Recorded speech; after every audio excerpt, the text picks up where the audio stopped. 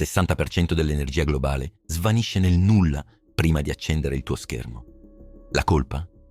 La nostra ossessione per il fuoco. Immagina di comprare 10 litri di benzina, versarne 6 sull'asfalto e guidare con i 4 rimasti. Follia pura. Eppure, da 1 milione di anni, l'umanità estrae energia in un solo modo, bruciando materia. La combustione è un processo caotico, violento, un massacro termodinamico. Oggi ti mostro una tecnologia che produce elettricità a freddo. Niente fiamme, zero fumo, nessun rumore. E no, scordati i pannelli solari. Il vero salto evolutivo è altrove. Ma per capirlo, guardiamo il disastro da vicino. Entriamo in una centrale elettrica tradizionale. Non è scienza elegante, è uno stadio pieno di tifosi impazziti. Prendi migliaia di tonnellate di carbone, lo accendi, scaldi l'acqua a centinaia di gradi. L'acqua diventa vapore ad alta pressione. Il vapore schianta le sue molecole contro una turbina d'acciaio grande come un palazzo. La turbina fa girare un magnete dentro chilometri di fili di rame e finalmente ottieni elettroni in movimento. Calore, movimento, elettricità. Un passaggio di consegne letale. Ad ogni step l'energia evapora.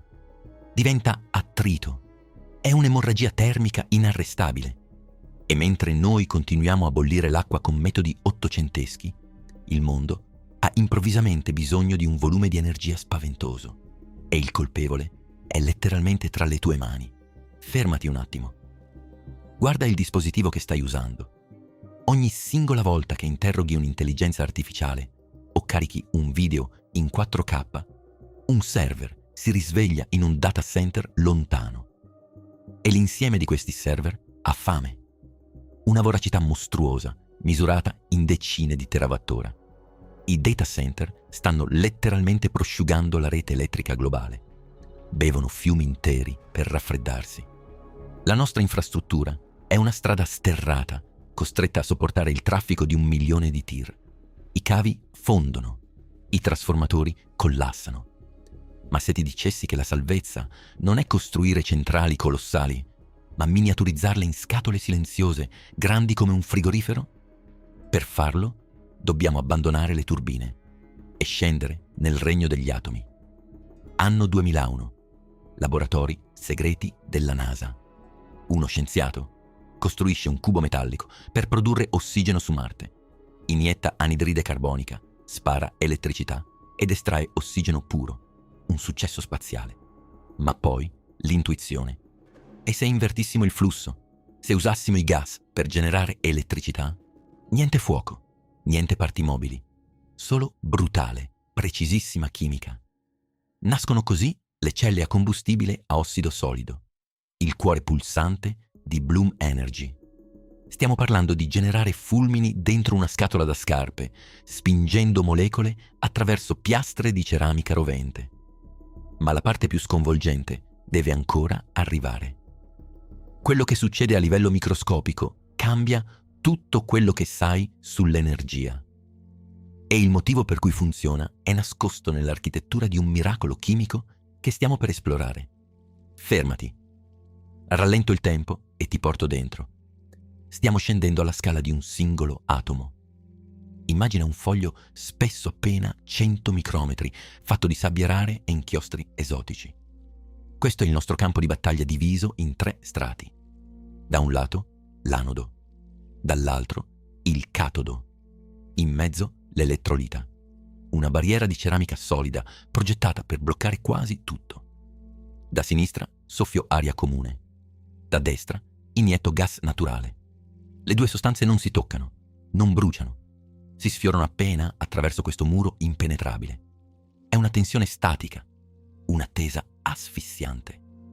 Fino a quando una singola particella decide di forzare il blocco. Guarda il muro della tua stanza. Sembra invalicabile, vero? Qui la fisica cambia le regole. L'ossigeno dell'aria impatta contro il catodo. Le molecole si spezzano, strappano elettroni all'ambiente e diventano ioni carichi, negativi, instabili, vogliono passare. L'elettrolita di ceramica è un isolante elettrico a temperatura ambiente. ma a 800 gradi centigradi la mobilità degli ioni ossigeno attraverso le lacune del reticolo cristallino lo rende un conduttore. Diventa un setaccio selettivo. Un solido che improvvisamente si comporta come un fluido denso, lasciando scivolare solo gli ioni di ossigeno. Attraversano la materia pura. È una migrazione silenziosa nell'oscurità del reticolo atomico. Ma non sanno cosa li aspetta dall'altra parte del muro. Appena gli ioni perforano la ceramica, collidono con il gas combustibile. Un impatto senza suono, solo chimica spietata. L'ossigeno si lega al gas, mutando in acqua e anidride carbonica. Ma c'è un dazio da pagare. L'ossigeno deve sputare gli elettroni rubati in precedenza. Ora, quelle cariche negative sono respinte. Cercano disperatamente una via di fuga e trovano un circuito di rame esterno. Si riversano nel metallo miliardi di elettroni al secondo, schizzando via.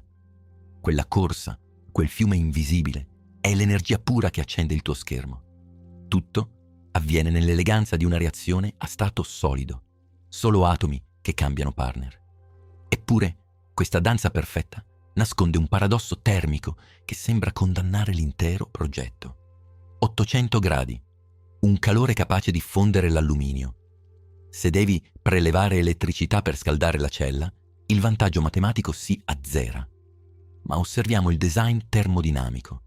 È un anello chiuso, nessun cavo di riscaldamento esterno.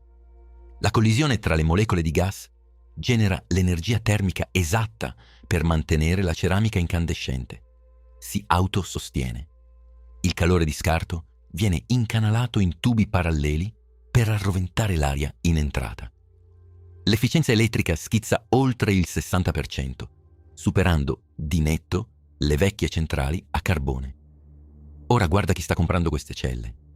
Le aziende tecnologiche le stanno impilando a migliaia fuori dai loro server.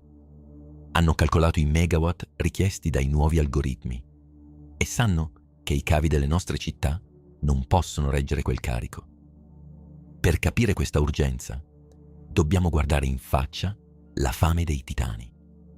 Un singolo modello di intelligenza artificiale in addestramento assorbe il fabbisogno annuale di 100 abitazioni. Questa è la fame di cui parlo. I giganti del silicio vivono nel terrore assoluto, perché la rete elettrica globale sta scricchiolando sotto questo peso. Immagina di inserire un nuovo data center in una metropoli. La rete locale semplicemente collassa. I cavi di rame fondono, i trasformatori cedono. È come cercare di dissetarsi direttamente da un idrante antincendio aperto al massimo. La vecchia infrastruttura è al limite fisico. Serve un bypass. Serve una scatola decentralizzata. Ma come si ottiene esattamente questa totale indipendenza energetica? Invece di attendere un decennio per stendere nuovi cavi ad alta tensione, le corporazioni stanno piantando torri di server energetici direttamente sull'asfalto dei loro parcheggi. Elettricità a chilometro zero. Niente reti di trasmissione lunghe 500 km dove il 10% dell'energia si dissolve in calore. Niente alberi sradicati che tranciano i tralicci. È indipendenza assoluta. Immagina di recidere il cavo che lega la tua casa alla rete nazionale. Al suo posto, un monolite in giardino, silenzioso.